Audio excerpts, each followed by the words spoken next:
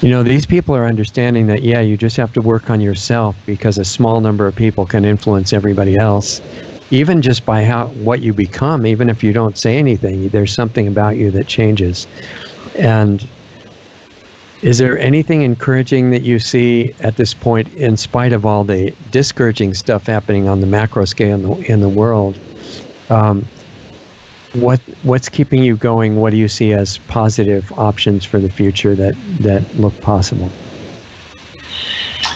I think the most positive is that people are getting more courageous. I mean, people who are waking up are now, they don't want to take it any longer. I mean, they're getting more courageous, more feisty with family and friends and colleagues, and more brave, I think. Yeah. So I think that is positive. So now I think the huge proportion of population who knows that we are right is growing, but they're too afraid to admit it. But that amount of people is just growing by the day. So you're seeing some kind of, but it's like moving an ice glacier, right? It's very, very, but maybe it could become an avalanche. I don't know. That's what we're hoping for. Yeah. Like the yellow vest in France, I'm quite sure that is not made. I think that is the people's revolution. That seems like it to me too. What's happening with it now? Do you know? We don't see a lot of it in the Danish media, but I believe they still keep going. They still keep going. But, Yeah, there are definitely hopeful signs, and people in every country, and even in countries with great tyranny, there are signs of awakening too. And so interesting things going on in Hong Kong now, where they're already signed up to go under total communist rule, but they're trying to resist it as much as they can. Yeah. So, okay, and what do you see as the future projects for your party in Denmark? Well, we have a camp and discuss that here in November.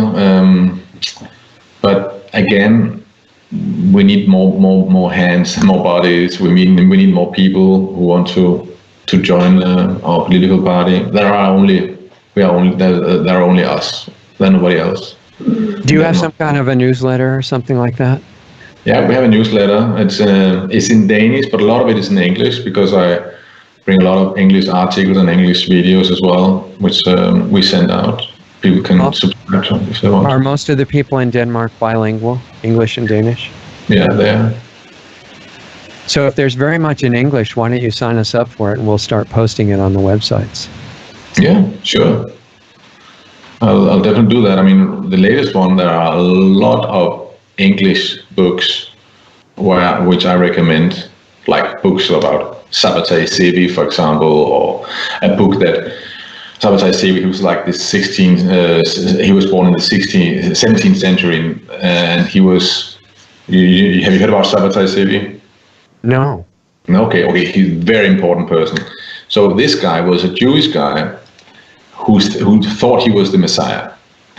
And he had a huge following, between 1 and 2 million Jewish people. We're talking, that's a huge number 400 years ago.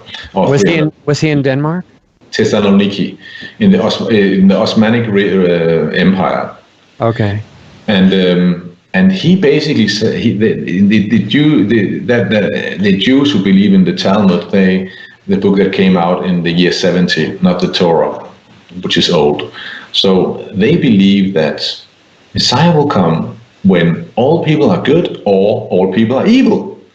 And then his theory was that it's much easier to make everybody evil. So they lived a very respectable life during the day. You could not tell. Very, very ordinary citizen, good people. But in the evening, they would do all sorts of atrocities. Pedophilia, wife swapping. They would eat truffle, which is not kosher food. They would commit all the worst atrocities you can imagine. And when the leader of the Osmanic Empire found out then he said that they had to become Muslim, and he had to stop this sect. And also, to be fair to the Jews, the leader of the Jewish faith were in Jerusalem. They threw him out of the organized Jewry. So it was like a kind of a former Jewish sect. Okay.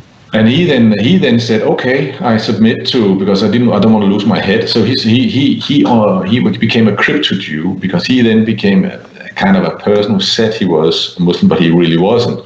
So he lost a lot of his following, but the remainders went underground, and they then gradually took over the power in the Osmanic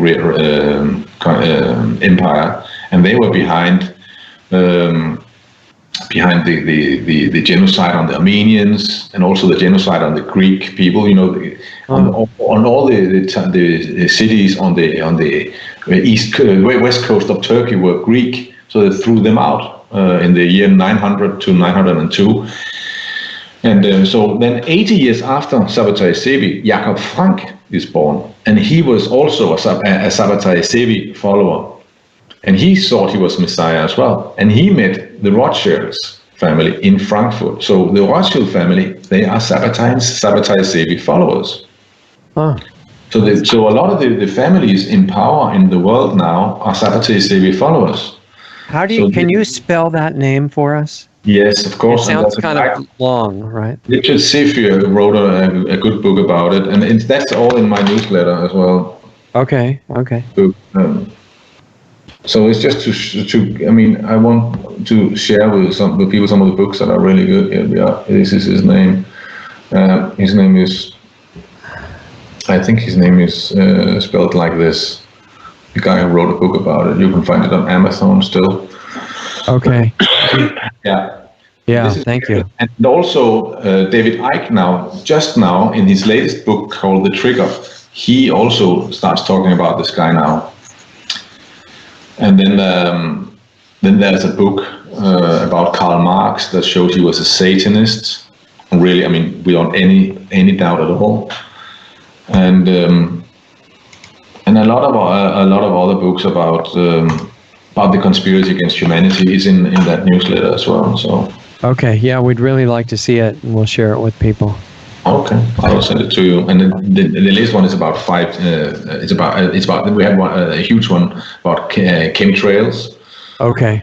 Yeah, so we're writing so what we're doing. Maybe I should say that in the show as well. But what we actually are doing, we have a lot of people in the party that are writing letters to the authorities, complaining about what they're doing. So one of them is chemtrails. So we're writing to the Ministry of Defense, to the Danish Meteorological Institute, to everybody, all the politicians about chemtrails. Good. And they have to reply. Well, would they reply and tell you that it's all ice crystals?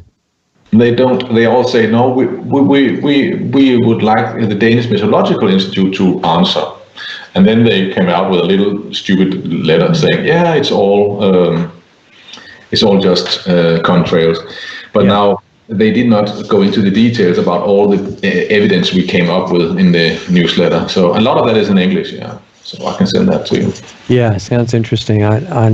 We'd really like to see that with all the books and the references and everything. Yeah, that should be good. And you'll have some good names you could interview for your show as well. Some of the I'm always really interested in that. The people that you mentioned to me, if you can connect us to any of them, that would be great. Yeah, anybody who's got the same spirit of freedom and, taking care of the earth and ourselves and other people and everything, that would be great. I'd like to talk to them. Sure, I'll do that. Mm-hmm. Well, thanks for the inspiration. I appreciate it. My pleasure. And, okay, well, have a good rest of the night.